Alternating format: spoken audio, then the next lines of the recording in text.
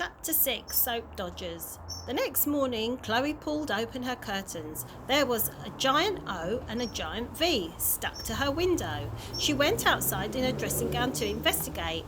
Vo Crumb was spelt out in giant letters across the windows of her house. Elizabeth the cat pattered out with a rosette embezzled with the words Crumb for MP attached to her jewel-crusted collar. Then Annabel came skipping out of the house with an air of self-congratulatory joy that was instantly annoyed. "Where are you going?" asked Chloe, asked her favourite daughter. "Mother has encrusted me with the responsibility of putting these leaflets through every door in the street. She's standing to be Member of Parliament, remember?"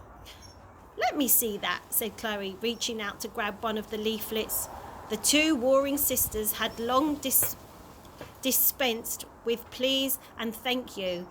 Annabel snatched it back. "I'm not wasting one on you," she snarled. "Let me see." Chloe pulled the leaflet out of Annabel's hand. There were some advantages to being the older sister. Sometimes you could use brute force. Annabel huffed with all the rest of the leaflets. Chloe walked back into the house studying it, her slippers moistened with the dew. Mother was always going on and on about how she could run the country, but Chloe found the whole subject so dreary and dull that her imagination would float away into La La Land whenever the subject came up. On the front of the leaflet was a photograph of Mother looking incredibly serious, with her finest pearls round her neck, her hair so waxy with spray that it would become a fireball if you lit a match on it. Inside was a long list of her policies. 1. A curfew to be introduced to ensure all children under 13 are not allowed out after 8 p.m. and are preferably in bed with lights out by 9. 2. The police to be given new powers to arrest people for talking too loudly in public. 3. Litterbugs to be deported. 4. The wearing of leggings to be outlawed in public areas as they are extremely common. 5. The national anthem to be played in the town every hour on the hour. Everyone must be upstanding for this. Being in a wheelchair is no excuse for not paying your respects to Her Majesty. 6. All dogs to be kept on leads at all times, even indoors. Veruca socks. 7. Veruca socks to be worn by everyone attending the local swimming pool, whether they have verruca or not. This should cut down the chance of verruca infections to less than 0. 8. The Christmas pantomime to be discontinued due to the consistent lawness of the honour. Jokes about bottoms, for example. There is nothing funny about a bottom. We all have a bottom, and we know full well what comes out of the bottom and what sounds a bottom can make on its own accord. 9. Church going on Sunday morning to be compulsory, and when you do go, you have to sing hymns properly, not just open and close your mouth when the organ plays. 10. Mobile electronic devices to have only classical music ringtones from now on, like Mozart or Beethoven and one of the other ones, not the latest pop one from the hit parade. 11. Unemployed people to be allowed to claim benefit not be allowed to claim benefit anymore. Dull scum only have themselves to blame. They're just plain idle. Why should we pay for them to sit at home every day watching or appearing on the Jeremy Kyle show? 12. Giant bronze statues of royals, Prince Edward and his fragrant wife Sophie, Countess of Wessex, to be erected in the local park. 13. Tattoos on anyone but visiting sailors to be banned. Tattoos can be dropped off anonymously at police stations without prosecution. 14.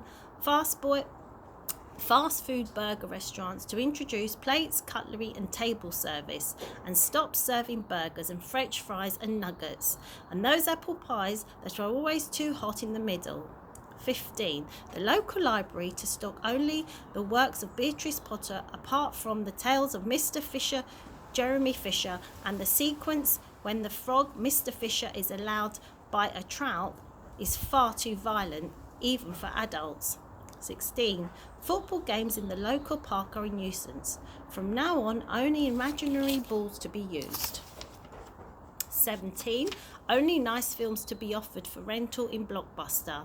That is to say, films about posh people from the olden days who are only too shy even to hold hands. 18. To combat the growing problem of hoodies, all hooded tops to have hoods cut off.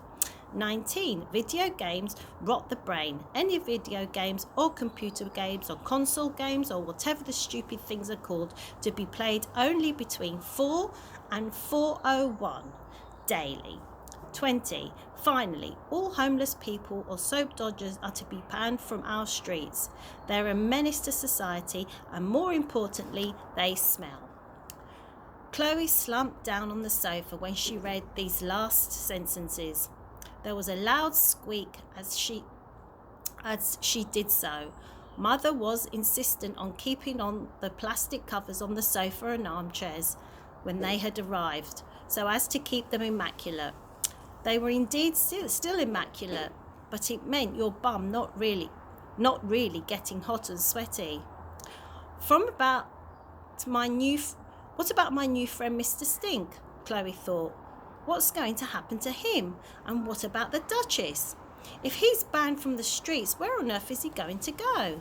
And then, a moment later, wow, my bum is getting incredibly hot and sweaty.